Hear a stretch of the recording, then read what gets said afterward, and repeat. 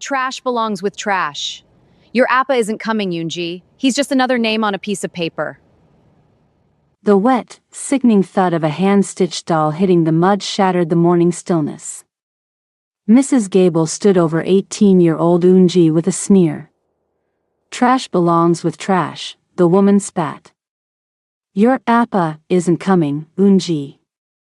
He's just another name on a piece of paper. Eunji didn't cry. She slowly tapped the face of the black watch on her wrist. Deep inside the doll, a proximity sensor roared to life, sending a signal to a glass tower in the heart of Seoul. The neighborhood vibrated as 3 charcoal black SUVs drifted around the corner. Chun Kim stepped out, a shadow carved from stone. He knelt in the dirt, picked up the doll, and wiped the mud away with a silk handkerchief. I told you, he whispered to Eunji. I would always find you. He turned to the woman, his eyes turning to ice. I bought the agency that placed her here 10 minutes ago. By tomorrow, you'll be the one looking for a home. The rescue was a triumph, but back at the Kim estate, Eunji became a hurricane. She smashed porcelain and insulted the staff, testing to see if Chun would discard her like the rest. The next morning, she stormed into his study. I'm not wearing these rags, she snapped. I need real clothes. Now. Unless you're too busy playing boss to take care of your own blood. Chun Kim felt his jaw tighten. Get into the car and wait for me. They arrived at the Midas touch. Eunji moved through the aisles like a wrecking ball. This is disgusting. Get me the silk collection before I have you thrown into the street, she hissed at a trembling attendant. Eunji, that is enough, stop disrespecting your fellow humans, Chun warned. Eunji whirled around.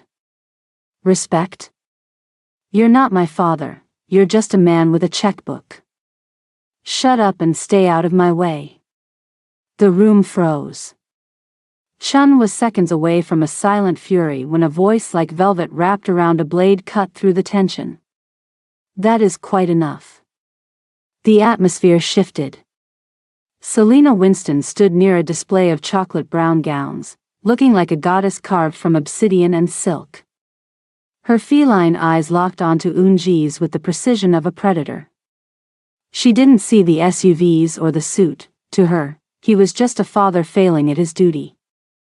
Selena stepped directly into Eunji's personal space.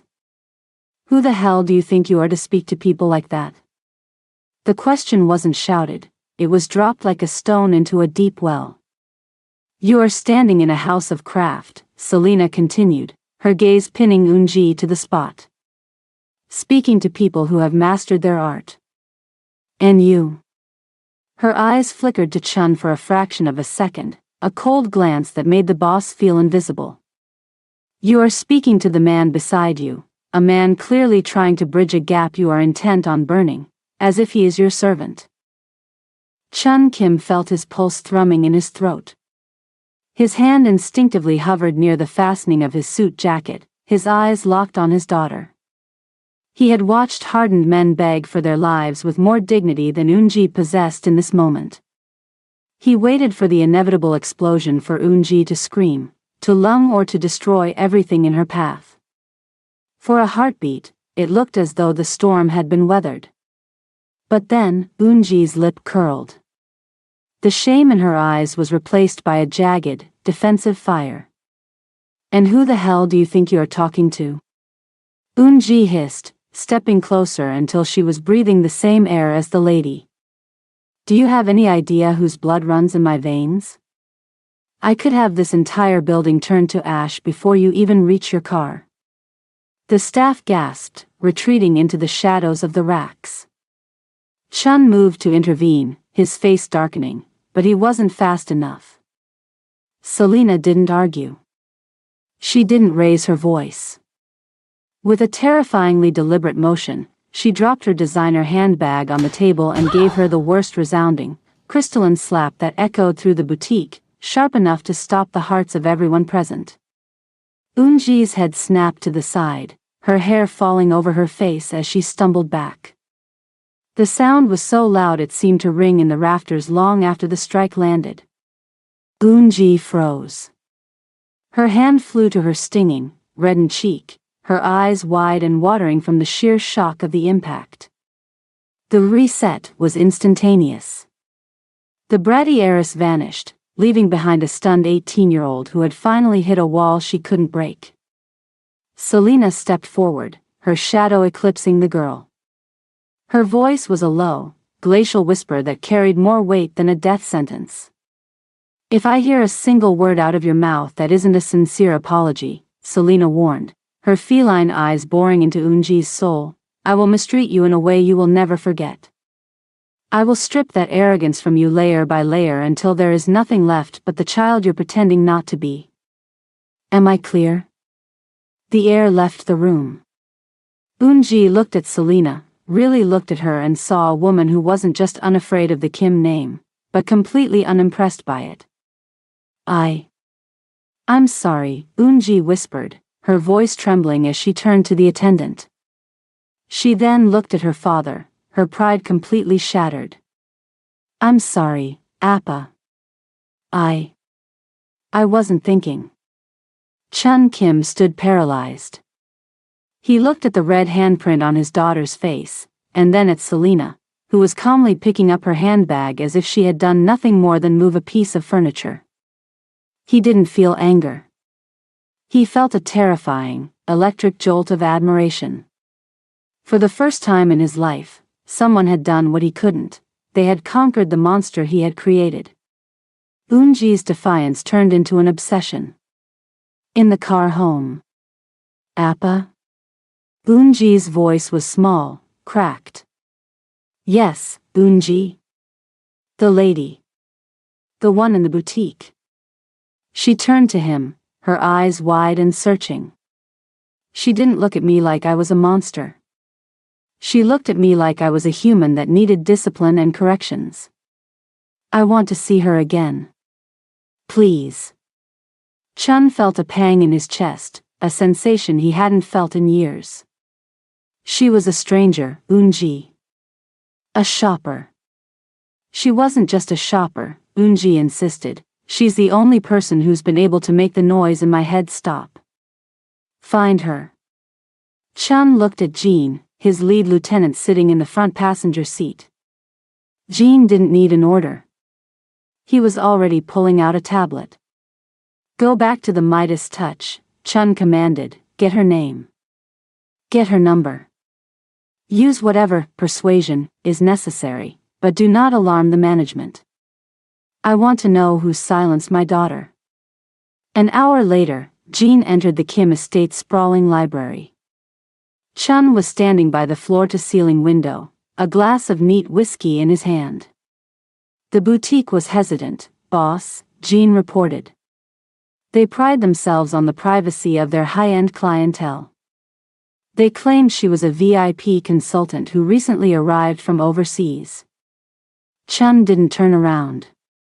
And they remembered the way you stepped out of a 3-car convoy," Jean said, placing a slip of paper on the mahogany desk.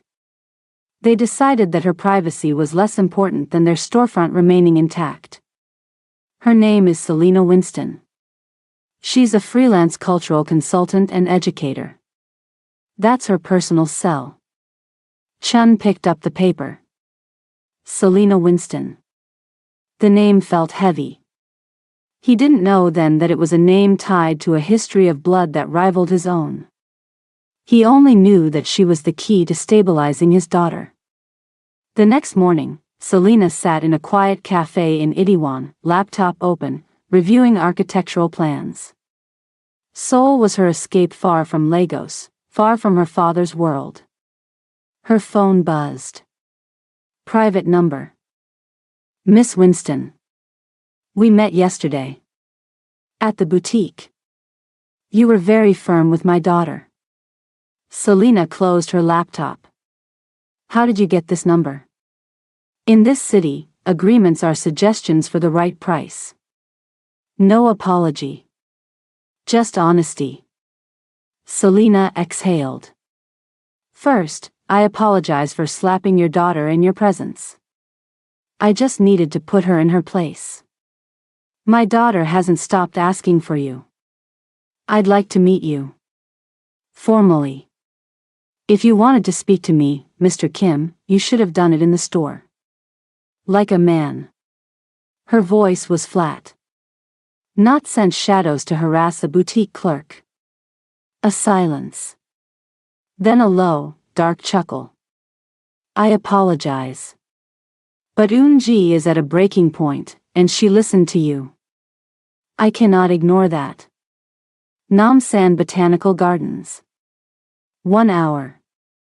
And if I see a single black SUV, I walk. Understood. Chun arrived alone. Dark cashmere, no entourage. The suit was gone, but the predator underneath wasn't. Selena wore a white linen dress, looking like a civilian, untouchable and peaceful.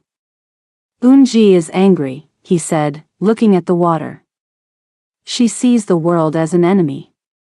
She sees you as the enemy, Selena said. Because you're the one she most wants love from. You're a psychologist? I'm someone who had a powerful father who thought a checkbook replaced conversation. He stepped closer. Then you're exactly what she needs. A mentor. Someone to show her she can be powerful without being destructive. I want to hire you. Selena studied him.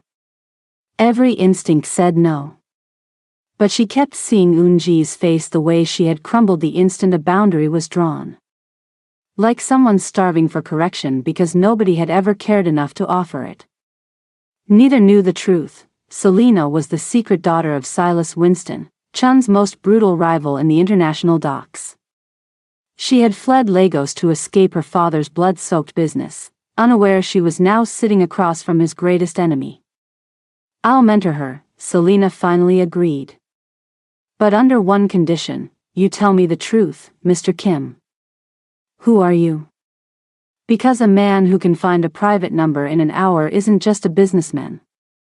Chun gave her a dark, dangerous half-smile. I am a man who protects what is mine. Is that not enough for a start?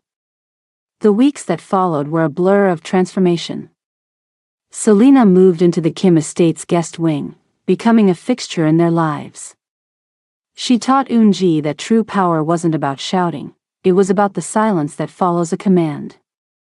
Chun watched from the shadows, his fascination turning into a slow-burning attraction. He saw the way Selena helped Eun-ji with her hair, the way she introduced her to Nigerian art and Korean history, blending the cultures with a grace he didn't possess.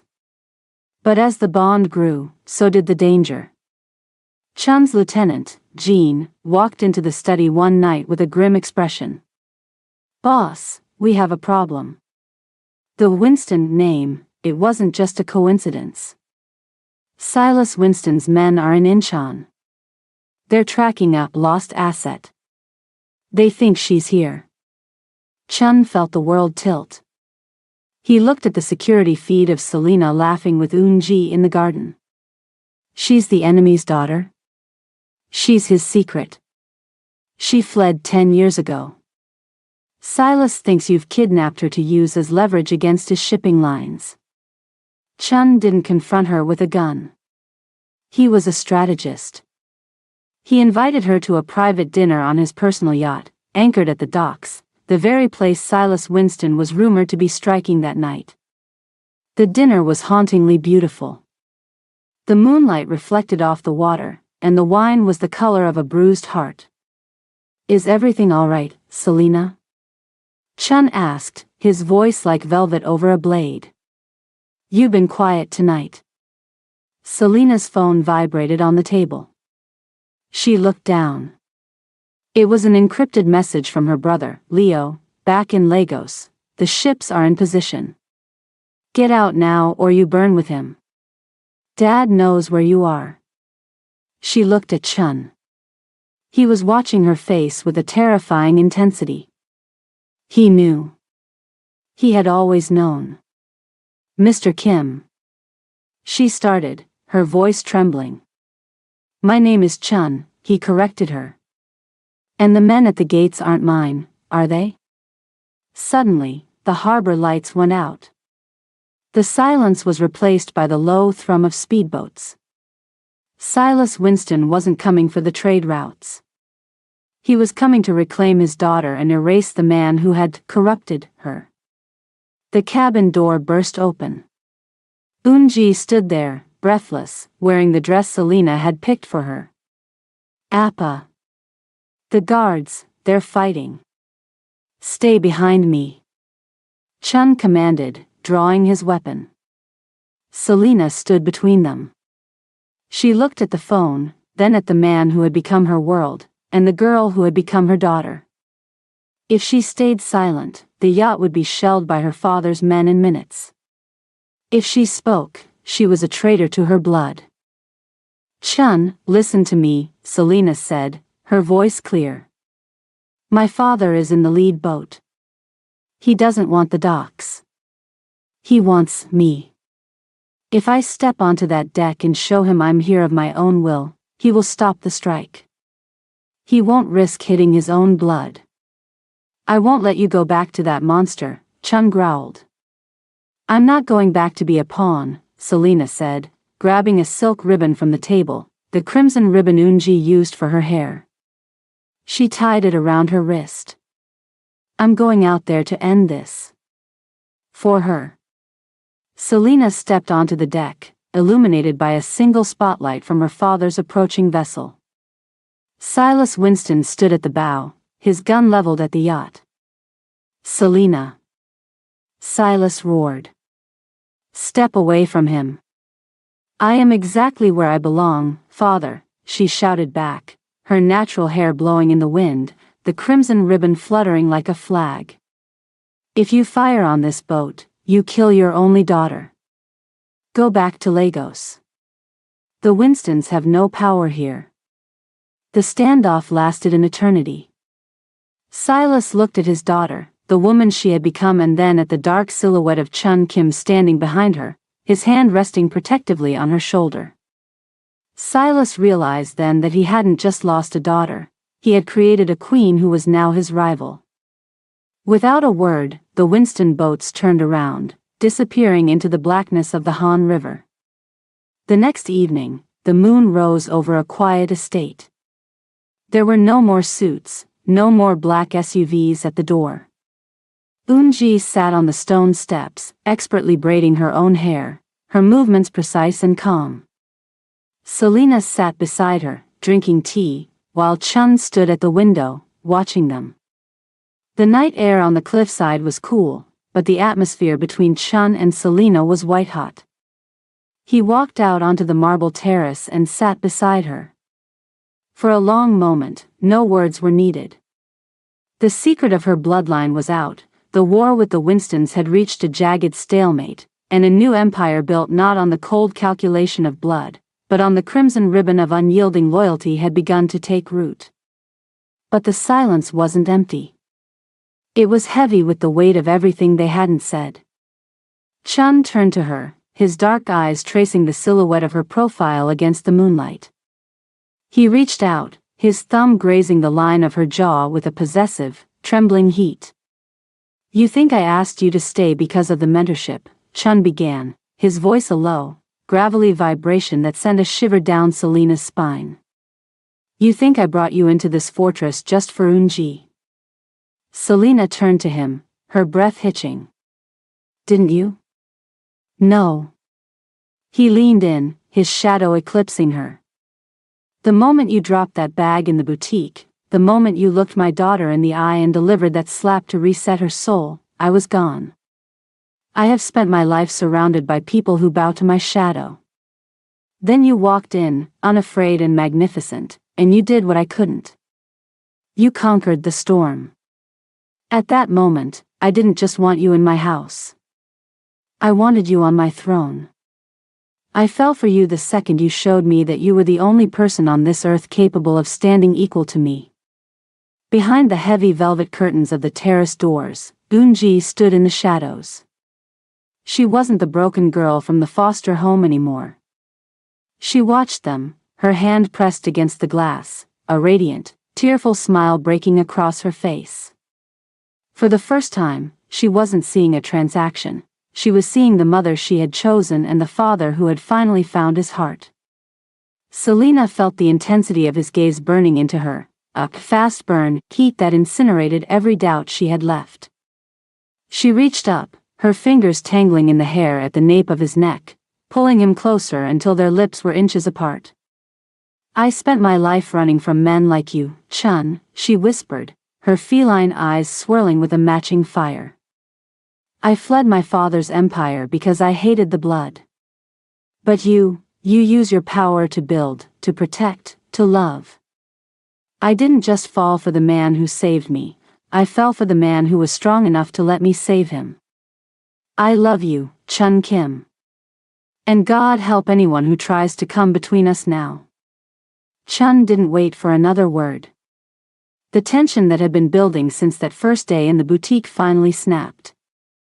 He leaned in, his hands moving to Selena's waist to pull her flush against him, his lips a hair's breadth from hers, ready to claim her in a high-intensity kiss that would merge their two worlds forever. "Stop right there." The voice was like a bucket of ice water over a flame. Chun and Selena jumped apart, turning to see Eunji standing in the center of the terrace, her arms crossed over her chest and a look of mock sternness on her face. Chun groaned, rubbing his temples. "Eunji, for the love of God, weren't you supposed to be asleep? And miss the king of soul forgetting his manners?" Eunji stepped forward with a playful but firm glint in her eyes. "No, Dad. You taught me about respect, and Auntie Selena taught me about character.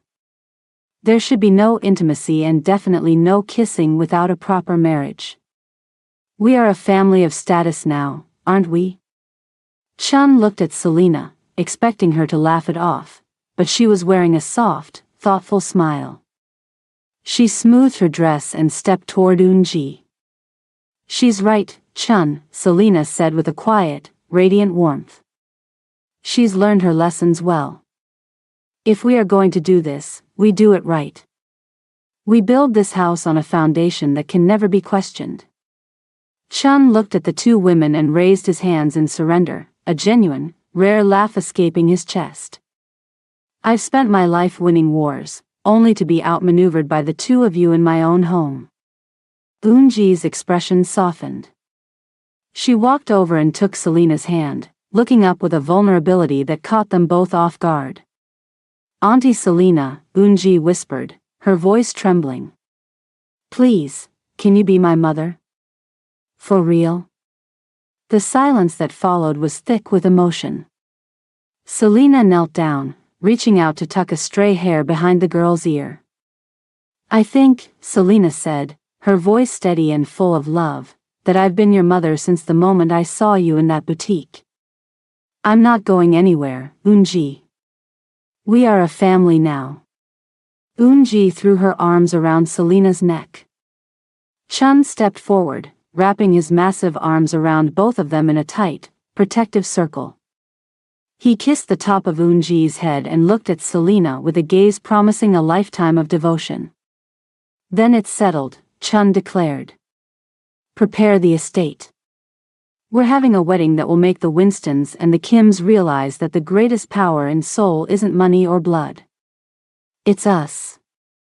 Following the quiet moment on the terrace, Selena stepped into her private study and dialed a number she hadn't called in months. "Mama?" Selena's voice was soft. "Selena?" "My daughter, where have you been?" Her mother's warm voice flowed from Lagos. "I've found him, Mama. I found the man I'm going to marry. I love him so much. He's everything." "Oh, blessings," her mother cried. "A good man? I must tell your father immediately." "But wait, Selena, you haven't told me his name. What is he called? And where exactly is he from?" Selena leaned against the window with a hopeful smile. "His name is Chun Kim, Mama. He is from South Korea and he is the head of the Kim group in Seoul." He is powerful, but he is kind to me. He lives in a beautiful estate right on the Han River. Chun Kim from Korea, the Han River, her mother repeated. Hold on, let me go tell Silas. He is just in the study. Selena heard her mother's footsteps echoing through the hallway. She held the phone close as her mother burst into the study. Sweetheart. Wonderful news. Our daughter has finally found a husband. A strong man from South Korea named Chun Kim, who stays right on the Han River. The silence that followed was heavy. Then, Selena heard a chair scrape harshly. A second later, Silas Winston snatched the phone from his wife's hand. Never. It will never happen. Silas roared. Selena.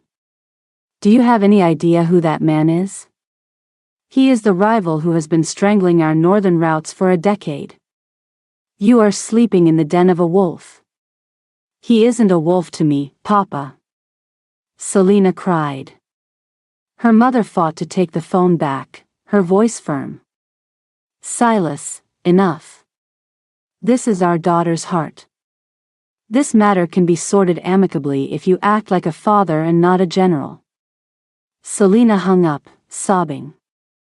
That night, as the moonlight filtered through the silk curtains, Chun found her. He sat on the edge of the bed and pulled her into his lap. My father, he said the wedding will never happen, she whispered. He hates you, Chun. Chun held her tighter. I am a man who has won everything through force, Selena. But for you and for Eunji, I am ready to try something new. I will talk to him. I will settle every debt if it means I get to walk you down that aisle. The next morning, Chun made a direct call to Silas Winston. Mr. Silas, Chun said, his voice a steady anchor. Our children are building a world we aren't part of. I am inviting you to a neutral dock in Incheon. No guns. No guards. Just two fathers discussing a dowry. The meeting was tense. The two lions sat across a simple table. Chun offered Silas a strategic partnership in the Han River routes in exchange for his blessing. Silas looked at the sincerity in Chun's eyes and finally reached out his hand, gripping Chun's in a pact of iron. Take care of her, Kim. Because if she sheds one tear because of you, there isn't a route in the world deep enough for you to hide. The marriage went as planned, a magnificent fusion of Nigerian royalty and Korean elegance. Under a canopy of white orchids and crimson ribbons, Selena walked down the aisle looking like a queen. Silas Winston stood on one side and Chun Kim stood at the altar, both men nodding in hard-won respect. Eunji stood as the maid of honor, radiating happiness that lit up the entire cathedral. As Chun and Selena were pronounced husband and wife, the great war of the underworld ended, replaced by the most powerful alliance the world had ever seen. The king had his queen, and the daughter finally had her mother. Thank you so much for watching the journey of Selena, Chun, and Eunji. This story was a labor of love, showing that even the fiercest rivals can find peace for the sake of family. A huge thank you to everyone who has already subscribed. Your support keeps this channel alive. If you haven't joined us yet, please subscribe to help me continue creating. I'd love to hear from you. Which part of their journey was your favorite? Let me know in the comments below.